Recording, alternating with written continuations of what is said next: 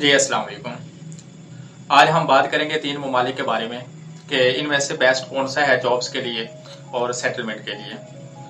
सबसे पहले आ जाता है दुबई। दुबई में जॉब्स मिलना बहुत आसान है और सैलरीज भी बहुत अच्छी हैं। वहाँ पे आप जॉब करके तकरीबन 1 लाख से 1.5 लाख तक कमा सकते हैं पर मंथ। और दूसरे नंबर पे आ जाता है कतर। कतर भी बहुत बेस्ट है और ज़बरदस्त है।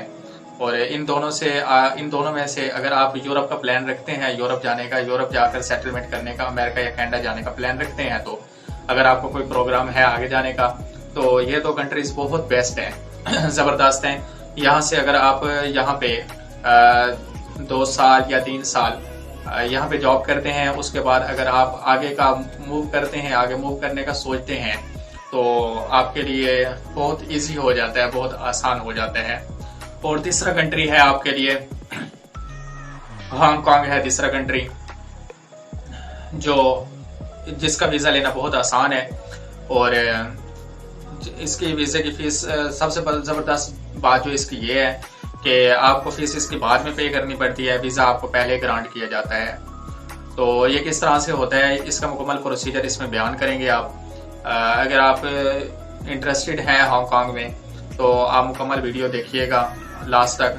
ये इसमें क्या जॉब अपॉर्चुनिटीज हैं हांगकांग में, क्या डॉक्यूमेंट्स रिक्वायर्ड हैं, कितने दिनों में वीजा मिल जाते हैं और क्या वीजा फीस है, तो मुकम्मल आज की वीडियो में हम बयान करेंगे। सबसे पहले तो आप अगर चाइना से वीजा अप्लाई करते हैं, चाइना एम्बेसी से, तो 90% चांसेस होते हैं कि वो आपका वीजा रिजेक्ट कर देंगे। और उसके लिए आपको एक इनविटेशन लेटर की जरूरत होती है जो लाजमी होता है।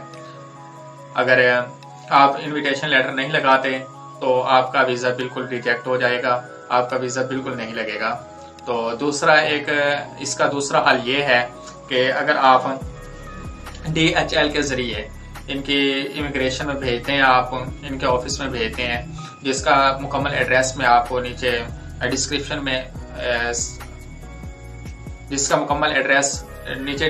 में मेंशन कर दूंगा। आप इस एड्रेस पे अपने मुकम्मल डॉक्यूमेंट्स की कॉपीज भेजेंगे।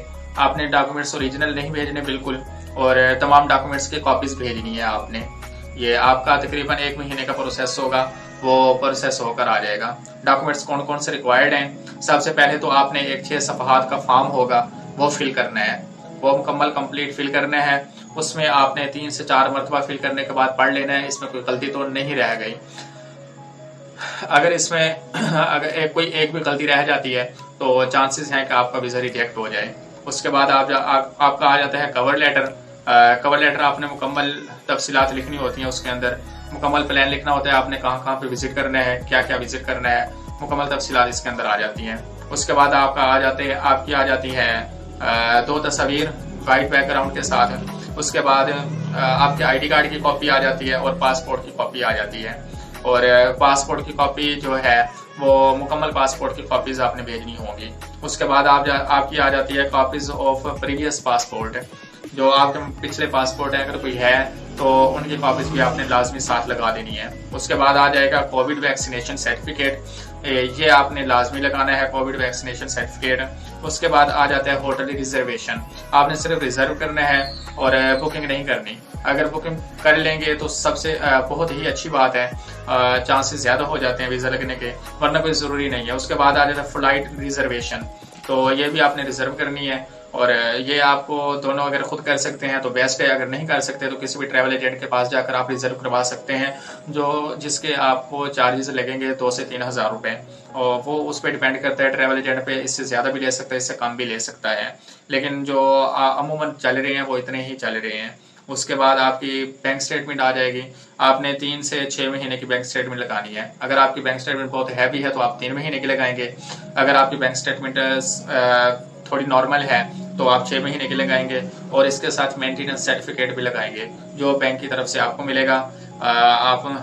अगर इसके बाद आ जाता है, अगर आप जॉब करते हैं तो जॉब के लिए आपको एम्प्लॉयमेंट लेटर आपकी कंपनी की तरफ से चाहिए होगा, और उसके अलावा 3 महीने की सैलरी स्लिप भी चाहिए होगी आपको। इसके बाद अगर आप बिजनेसमैन हैं तो इसके लिए आपको पता है कि कंपनी रजिस्ट्रेशन सर्टिफिकेट चाहिए होगा, और उसके अलावा आपको NTN चाहिए होगा, और आखिरी 3 साल की टैक्स रिटर्न्स भी चाहिए होंगी। उसके बाद आ जाते हैं वीजा फीस के ऊपर। वीज़ा फीस जो है आपको ये डिपेंड करता है आपके वीजा के ऊपर, वीजा स्टेटस के ऊपर। आपको कितने दिन का वीजा चाहिए तो उसी हिसाब से आपको जो है फीस पे करनी होगी। और जो अगर आपका वीजा को अप्रूव करते हैं, आपको वीजा ग्रांट करते हैं, तो आपको मेल आ जाएगी आपके ईमेल एड्रेस के ऊपर। तो आपको वो बैंक बता देंगे, आपने उसी बैंक में जाकर जितनी भी फीस होगी वो आपने पे करनी होगी। इसकी ज्यादा फीस नहीं होती, 100 से 150 डॉलर होगी मैक्सिमम। और जो प्रोसेसिंग टाइम है इसका वो मिनिमम जो है वो 1 महीना है, और मैक्सिमम आपको दो महीने के अंदर अंदर आपको मिनिमम जो है 1 महीना और मैक्सिमम 2 महीना, 1 महीने से 2 महीने के अंदर अंदर आपको वीजा मिल जाता है। आपको आपका पासपोर्ट और मुकम्मल डॉक्यूमेंट्स आपको वापस मिल जाते हैं। उसके बाद अगर आप हांगकांग जाकर असाइलम अप्लाई करते हैं तो असाइलम आपका एक्सेप्ट हो जाता है, और असाइलम के ऊपर आप कोई वहाँ पे जॉब वगैरह नहीं कर सकते। आपको मेडिकल की फैसिलिटीज वगैरह और बाकी जो वहाँ पे फैसिलिटीज प्रोवाइड की जाती हैं वो आपको मिल सकती हैं। अगर आप काम करते हुए पकड़े जाते हैं, जॉब करते हुए पकड़े जाते हैं, तो आपको वापस भेज दिया जाएगा, आपको डिपोर्ट कर दिया जाएगा। उसके अलावा यहाँ पे जॉब अपॉर्चुनिटीज बहुत ज्यादा हैं, आप वहाँ पे जाकर सेटलमेंट भी कर सकते हैं। सबसे बेस्ट जो चीज है वहाँ पे सेटलमेंट हो सकती है। अगर आप यूरोप जाने के ख्वाहिशमंद हैं तो आप